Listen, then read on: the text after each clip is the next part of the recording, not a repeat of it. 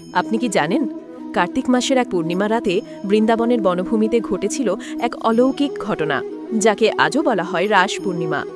সেই রাতে আকাশে ঝলমল করছিল রূপলি চাঁদ।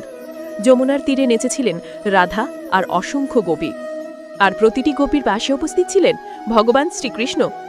একই মুহূর্তে হাজারো রূপে ভালোবাসার সেই লীলায় মিশেছিলেন তিনি। সেই রাতটা ইতিহাসে অমর হয়ে আছে রাসলীলা নামে। বিশ্বাস করা হয় কার্তিক মাসের এই পূর্ণিমা তিথিতে কৃষ্ণ নিজ হাতে সকল ভক্তের হৃদয় স্পর্শ করেন। যে ভক্ত উপবাস থেকে নামস্মরণ করেন তার জীবনে নেমে আসে শান্তি, ভালোবাসা আর আশীর্বাদ। বৌদ্ধ ধর্মেও এই দিনটি সমান পবিত্র, কারণ বলা হয় এই তিথিতেই গৌতম বুদ্ধ স্বর্গ থেকে নেমে এসে মানব কল্যাণ সাধন করেছিলেন। রাস পূর্ণিমা তাই শুধু চাঁদের উৎসব নয়, এটি প্রেম, ভক্তি আর ঈশ্বরের উপস্থিতির এক রহস্যময় রাত, যেখানে চাঁদের আলোয় বাজে কৃষ্ণের বাঁশি আর ভক্তির নৃত্যে জেগে ওঠে সমগ্র বৃন্দাবন।